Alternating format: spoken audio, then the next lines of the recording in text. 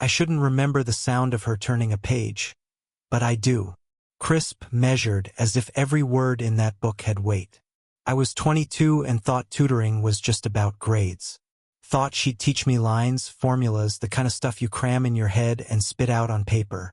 But the moment I sat across from her, I realized I was wrong. The air was different in her living room. Too still, too sharp. Like I'd stepped into someone else's life and wasn't sure if I was allowed to breathe. Her name was Claire. Mid-40s, confident in a way that made me nervous, though she'd never admit to knowing it. She wore a simple blouse, soft fabric resting on her shoulders as if it belonged there more than it could on anyone else. Not flashy, not trying, and somehow that was worse. It left me with nothing to hide behind. I pretended to focus on the book between us, but my eyes kept tracing everything but the words. The tiny crease near her temple when she leaned forward. The way her fingers held the pen loosely, not scribbling, just waiting. I wanted her to speak, to fill the silence, but she didn't. She let it stretch until I heard my own breath too loud. "You're distracted," she finally said. Not accusing, just knowing. I laughed too quickly, like a kid caught cheating. "It's a lot to take in, that's all." Her eyebrow lifted. She didn't believe me. The truth was, I didn't care about the book. Not really. I cared about the way the light from the window cut across her cheek, catching a glint in her hair that wasn't gray so much as silver, like it had earned its place there.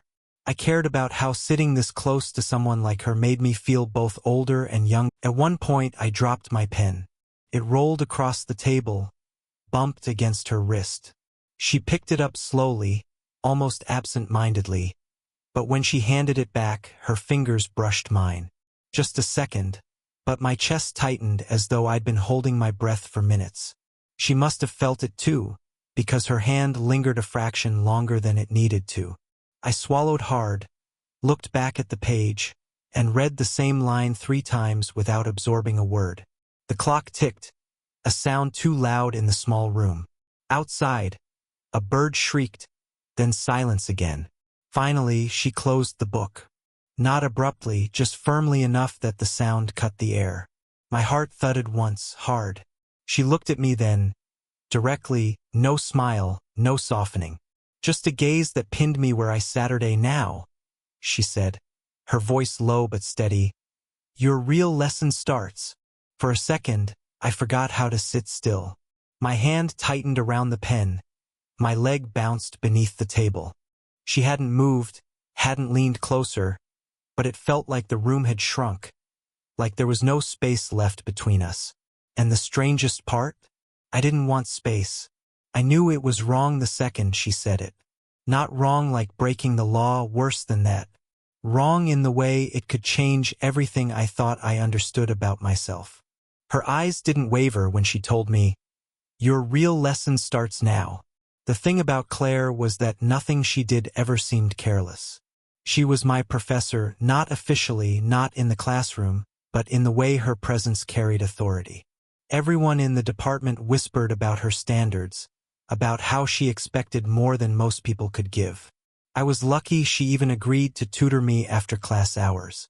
That's what I told myself every time I climbed her porch steps, trying not to think about why my hands would sweat before I knocked on the door. But tonight, the line between professional and personal felt thinner than a sheet of paper. She leaned back in her chair, folding her arms lightly. I could smell her perfume. Not sweet, not strong, but grounded. Something warm that stayed in the air like it belonged to the walls as much as her. "You think you're failing because you don't study enough," she said, her voice softer than before. "But that's not it. You don't trust yourself. You keep waiting for someone else to give you permission to be good enough." It wasn't what I expected. I'd braced myself for another correction, maybe a lecture on discipline. Instead, she looked at me as though she could see through every excuse I'd ever told. My throat tightened. "Is that something you tell all your students?" I asked, forcing a laugh. Her expression flickered just for a second, and it wasn't the cool, controlled Claire I thought I knew. Something heavier passed through her eyes before she blinked it away. No, she said quietly. Just the ones who remind me of myself. I didn't know what to do with that. I wanted to ask, what happened to you? Who made you doubt yourself? But the words stuck. Instead, I noticed the way her hand rested against the book, fingers curled slightly, as if holding on to something invisible. For the first time, she didn't look untouchable. She looked tired, human, and that was dangerous, because the more human she looked, the harder it was to keep the boundary intact. I shifted in my seat, trying to anchor myself in the room. The books stacked unevenly on the shelf, the faint hum of the refrigerator down the hall, the chipped edge of the coffee mug she hadn't finished. All details I shouldn't be memorizing. All details I couldn't help but notice. She caught me staring, and for once, she didn't look away. The silence stretched until I thought my pulse might give me away. "You don't have to leave right away," she said finally. Her tone was light, but her fingers tapped once against the table. A tiny slip of nerves, almost invisible. My chest tightened. "Stay," I repeated, the word heavier in my mouth than it should have been. She didn't answer with words. Instead, her hand moved, slow, deliberate, until it rested on my arm. I almost spoke then, something I would have regretted, something that had been pressing against my teeth all evening. But the weight of her hand was enough to stop me. For now, her hand was still on my arm when the phone rang. The sound jolted through the quiet, sharp and unwelcome, like a glass shattering in the middle of a church. She didn't move right away. Neither did I. For a strange, suspended moment, it was as if the world outside that room didn't matter. Only the weight of her touch did. Then she pulled back. Slowly, but she did. The phone rang again. Claire exhaled, something almost like frustration slipping out, and reached across the table for it. "Hello."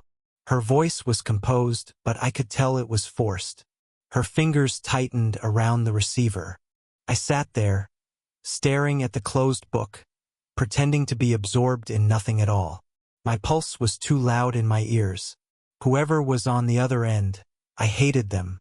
Not for calling, but for reminding me that this wasn't supposed to happen. That she wasn't mine to want. "Yes, I'll handle it tomorrow," she said curtly.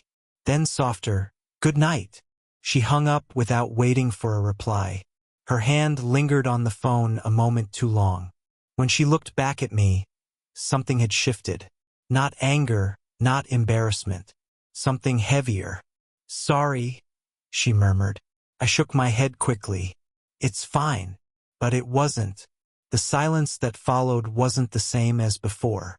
It was charged, like the air before a storm, waiting for something to break. I tried to pull back, to create space. I told myself I should gather my notes, stand up, leave before it went any further. But instead, I found myself noticing the smallest things again. The way she rubbed her thumb across her wrist absent-mindedly, the faint red mark where her ring used to be. Divorced. I'd heard whispers about it in the department. I didn't know the story, but suddenly I wanted to. Desperately. "Do you ever?" I started, then stopped. My voice cracked, betraying me. Her eyes fixed on me. "Ever what?" I shook my head, forcing a laugh. "Forget it." But she didn't let it go. "Say it." The command in her tone was soft but undeniable. My throat tightened. I couldn't tell her that sometimes it felt like she was the only person who saw me, really saw me. That when she looked at me, I stopped feeling like a boy fumbling through life and started feeling like something else. Instead, I said the safest, dangerous thing I could. "Do you ever regret not saying something when you should have?" Her lips parted slightly. The answer didn't come. She just held my gaze, unblinking, until I felt my chest ache from the silence. Then her hand moved again. This time not to steady me, not by accident. Her fingers brushed mine on the table, deliberate, as though daring me to flinch. I didn't. The knock at the door came then. Sharp, sudden, and far too real. We froze. Her hand slipped back, her expression unreadable. My heart was pounding so hard I thought whoever was outside could hear it. And in that pause I realized, if no one had interrupted us, I might not have stopped. The knock at the door faded, unanswered. Whoever it was must have given up, because soon the sound of footsteps receded down the porch. But the damage was done. Claire hadn't moved since. She just sat there, staring at the book she'd closed earlier, her fingers resting on the edge like it might open itself if she waited long enough. I wanted to say something, anything, to cut through the silence, but my mouth was dry. Finally, I pushed back in my chair. Don't, she interrupted, sharper than I expected. Her eyes flicked up, pinning me in place. Don't leave yet. The words hung between us. They weren't casual. They weren't polite. They sounded like a plea, though her tone carried no weakness. I sank back slowly, my chest tight. She looked away then, and when she spoke again her voice had dropped, softer, almost fragile. You asked if I ever regret not saying something. The air thickened. I regret. A lot, she continued. Things I didn't do. Things I did. Sometimes I wonder if regret is the only thing I've kept. I swallowed hard. It felt like she was letting me see something no one else got to see. A crack in the armor she wore so easily. Without thinking, I said, You don't seem like someone who regrets much. She let out a small, humorless laugh. That's the point. Her eyes met mine again, steady now. What about you? What would you regret? I should have lied. I should have said something safe, something shallow. Instead, the truth tumbled out before I could stop it. Not telling you what I think right now. The silence that followed was unbearable. My pulse raced in my ears.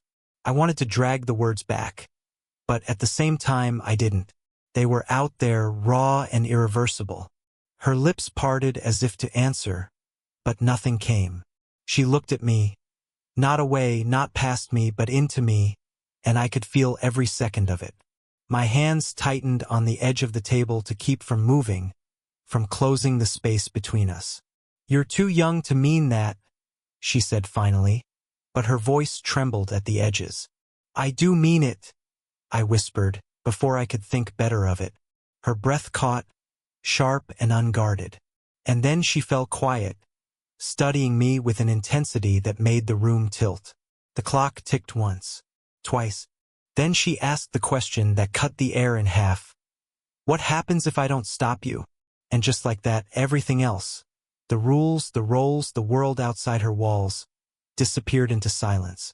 Her question, what happens if I don't stop you, was still hanging between us when she stood suddenly, pushing her chair back a little too quickly. The scrape against the floor made me flinch.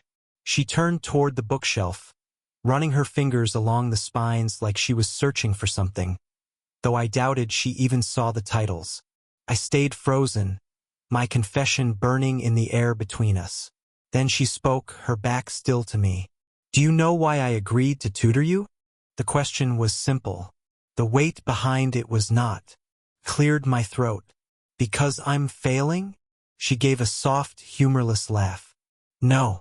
Plenty of students fail. I don't bring them here. I frowned. Then why me? She turned slowly. Her eyes weren't cold, but they were sharper than before. Because you remind me of someone I once knew. That wasn't the answer I expected. Who? I asked, cautious. She hesitated, then pulled a book from the shelf and set it on the table between us. A photo slipped from inside, a younger man, smiling awkwardly in a graduation gown. My brother, she said quietly. He was your age when we lost him. Her fingers brushed the photograph as though she could smooth the years out of it. He had the same way of doubting himself, the same way of wanting to be seen. I stared at the photo, then at her. The resemblance wasn't exact, but I saw it. The tilt of the shoulders, the unsteady smile. Suddenly, all the air in the room felt heavier. What I thought was attraction, tension, maybe even love, was it just her seeing a ghost of someone else in me? You think I'm him, I said, my voice lower than I intended. Her eyes snapped to mine. No, don't twist this. Then what am I to you? The words came out harsher than I meant. A reminder? A replacement? Her jaw tightened. You're not him. But sometimes being near you makes me forget what I lost. Just for a moment. The rawness in her voice disarmed me. It wasn't manipulation. It wasn't control. It was grief, naked and unguarded. I felt my anger dissolve, replaced by something I couldn't name. I wanted to reach across the table, take her hand, promise her she wasn't alone. But the weight of the revelation pressed down like a warning. This isn't just about you. I don't want to be someone you forget with, I said finally, my chest tight. I want to be someone you remember. She inhaled sharply. The silence after was thick with something fragile, too fragile to touch. And then, for the first time, she looked afraid. The photo still lay between us, his smile frozen in another lifetime. I couldn't look at it anymore, not when it carried the weight of her grief and my confusion tangled together. Claire pressed her palm over it, sliding it back into the book like she was ashamed of letting it fall out at all. I shouldn't have told you that, she whispered. Yes, you should have, I said before I could stop myself. My voice was rough, like it had been waiting hours to tear free. I'd rather know the truth than sit here wondering what I mean to you. Her eyes lifted, sharp and shining. And what do you think you mean? I swallowed hard. I think I want to be more than a reminder. But I don't know if that's selfish, or stupid, or both. The silence stretched. She leaned back in her chair, folding her arms like she needed something to hold her together. You're too young to understand what happens if we don't stop this. I leaned forward, unable to hold it in anymore. Then explain it to me. Tell me why I should pretend I don't feel what I feel every time I sit here with you. Because I can't keep doing this half-truth, this silence. It's eating me alive. Her breath caught. She stared at me, and for once, she didn't look like the untouchable professor or the woman who always had control. She looked fragile, human, and unbearably close. I can't lose someone again, she said softly. Not like him. Not like. She cut herself off, shaking her head. If I let this happen, if I let you happen, and it falls apart, I don't know if I could survive that. The words landed heavy, but beneath them was something else. The confession she couldn't quite say, that she wanted it too. I reached across the table, my hand hovering just above hers. Then don't think about what happens if it ends. Think about what happens if it doesn't. Her eyes flicked to my hand, then to my face. Seconds passed, or maybe years. Finally, she turned her palm upward, letting my fingers slide into hers. The contact was small, but it carried the force of everything we hadn't said. The room went still. My pulse slowed, like my body had been waiting for this anchor. This doesn't make sense, she whispered, even as her grip tightened around mine. Maybe not, I said, but it's real. Her lips parted as if to argue, but no words came. Instead, she just held my hand as though letting go would undo the choice she'd finally made. And for the first time, there was no book between us. No rules, no distance, just her hand in mine, trembling but unwilling to let go. The decision wasn't clean. It wasn't safe, but it was ours.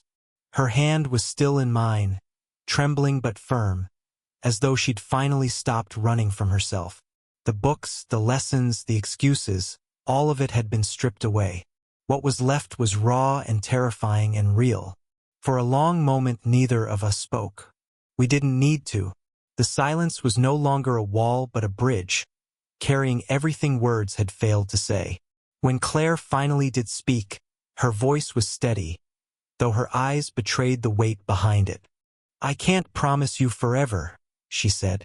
I don't even know what tomorrow looks like, but I can promise you I won't lie about what this is anymore. It wasn't a declaration of love. It wasn't the sweeping kind of confession I might have dreamed about when this all began. It was better than that, it was honest. I squeezed her hand gently. That's all I want. The truth.